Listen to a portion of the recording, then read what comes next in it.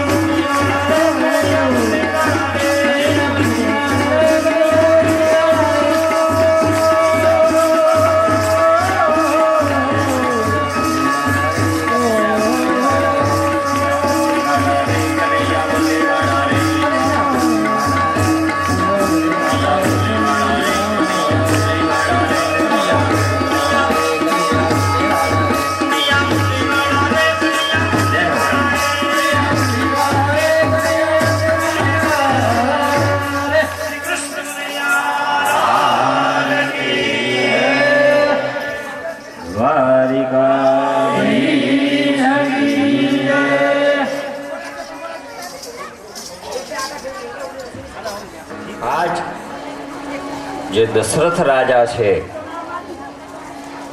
જેની કીર્તિ દસે દિશાઓમાં દેદીપ્યમાન સૂર્ય સમાન એ રઘુવંશનો રાજા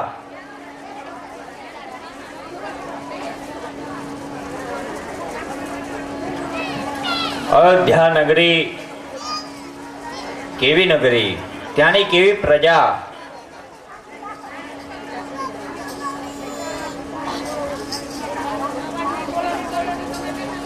કે જે નગરીની અંદર ન કોપી યોદ્ધા, ક્યારે પણ જેની અંદર યુદ્ધ ન થાય, સા અયોધ્યા, જેની નગરીની અંદર કોઈ પણ દિવસ ત્યાંની પ્રજાએ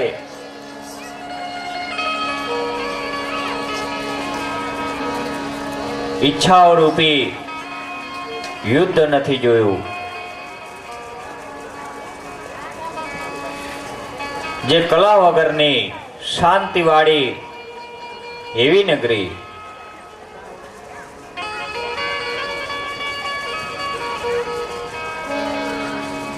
જ્યાં અયોધ્યા હોય ત્યાં મર્યાદા પુરુષોત્તમ આવે. એ અયોધ્યા એક આધ્યાત્મિક રીતે જોઈએ ને તો આપણું આ શરીર નવદ્વારની જે આ નગરી કહેવાય, એની અંદર જો રાગ દ્વેષ આદિ શત્રુઓનો દમન કરી નિરપેક્ષતા ને ધારણ કરી સાત્વિકતાથી જો એનું રટણ કરે ને તો એના હૃદયની અંદર પણ એ પુરુષોત્તમ પ્રગટે.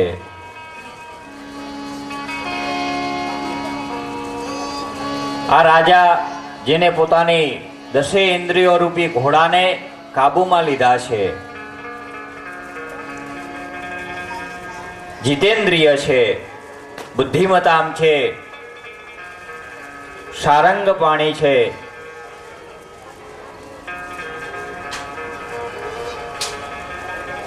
અને આજ પરમાત્માની દયાથી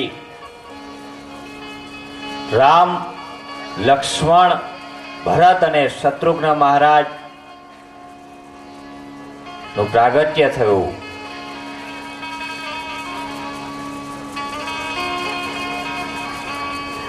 આજે રામ એ કેવા છે, એનું બાલ ચરિત્ર શું, એમનો સ્વભાવ કેવો, એમની વિચારધારા કેવી, આ સમાજ માટે જો અનુકરણ કરવા જેવી વસ્તુ હોય તો આખી રામાયણ છે.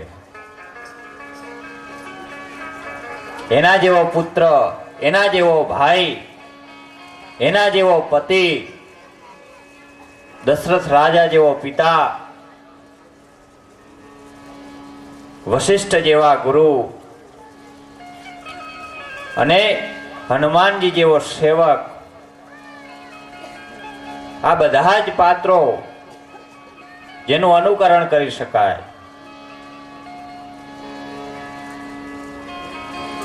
તો આ રામ કે જે દૂધ સમાન છે, મધુર છે,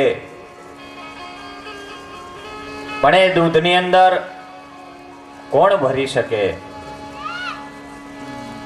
એની મધુરતામાં વધારો કોણ કરે, તો એ છે લક્ષ્મણ, જે સાકર સમાન છે. એ દૂધની અંદર ભરી એની મધુરતા વધારવા વાળો છે. જેને લક્ષ્મણ જેવો ભાઈ હોય એને આ જગત કોઈ દિવસ પરાસ્ત ન કરી શકે. એથી વિશેષ શત્રુઘ્ન મહારાજ કે જે પાત્ર છે, દૂધ હોય, સાકર હોય, પણ એને રાખવા માટે પાત્ર તો જોઈએ. તો એવી એ પાત્રતા સ્વરૂપ શત્રુઘ્ન મહારાજ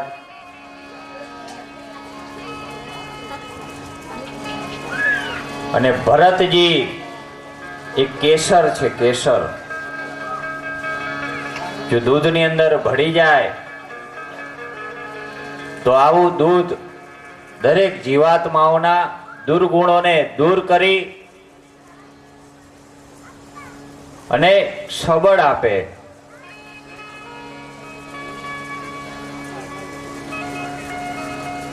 આ રામચરિત્ર અનુકરણીય છે, પણ કૃષ્ણનું જે ચરિત્ર આવશે એ કેવલ શ્રવણીય, સાંભળવા યોગ્ય. એના જેવું, એના ચરિત્ર સમાન અનુકરણ કોઈથી ન થઈ શકે.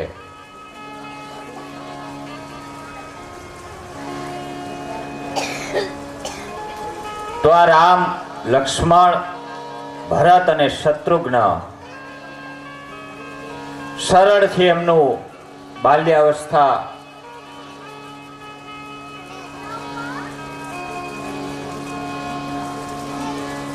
કોઈ દિવસ કોઈ માંગણી નથી કરતા.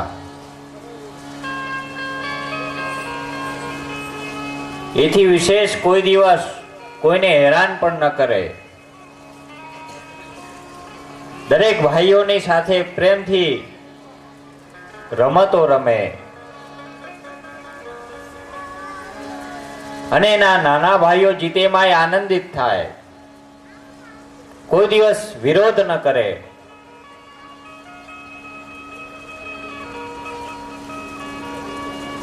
એ પરમ માતા પિતાની સેવા કરવા વાળા છે. દિવ્ય છે એમનો એ બંધુ પ્રેમ.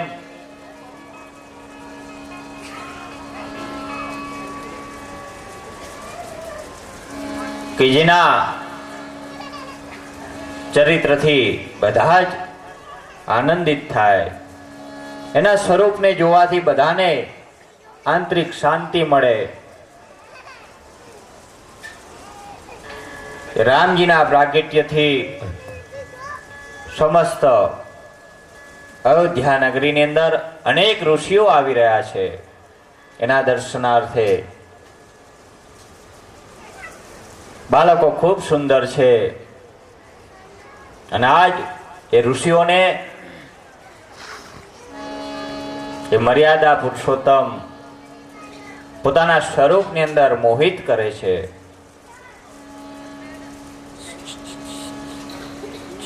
કહેવાય કે એક વખત દેવો અને ઋષિઓ ભેગા મળી, જ્યાં શિવજી નિત્ય રામાયણનું અધ્યયન કરવા વાળા છે,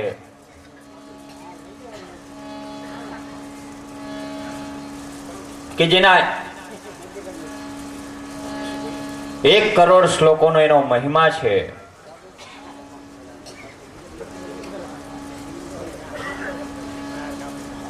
આ દેવો અને ઋષિઓ આ શ્લોકોને લઈ ચર્ચા કરી રહ્યા છે. એના ભાગ કર્યા છે શિવજી મહારાજે. શિવજી કલ્યાણની મૂર્તિ છે, એને ઝઘડો ગમે નહીં. યુદ્ધ નથી, સ્વાર્થ નથી, વેર પણ નથી, વાસના પણ નથી એમનામાં.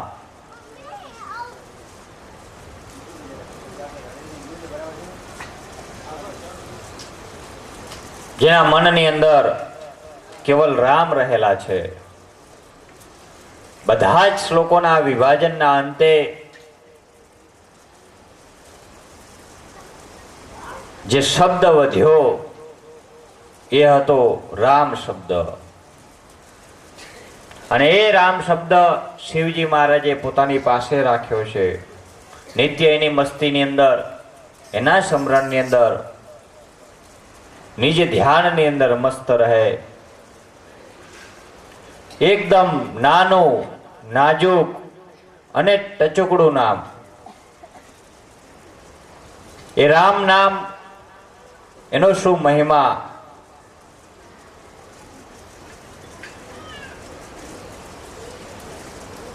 એ રામના મહિમાથી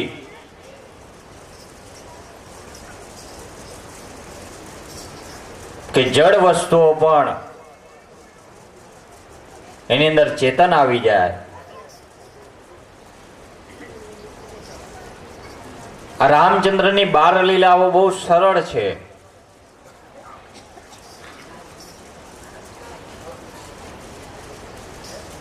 અને પૂર્વે રાજકુમારો પણ વિદ્યા અભ્યાસાર્થે તો પહેલાના સમયમાં ગુરુને ત્યાં વિદ્યાભ્યાસ અર્થે શિષ્યો રહી. જે ગુરુ મહારાજ એમના આશ્રમની અંદર ગુરુ ગૃહ ગય હું પઠન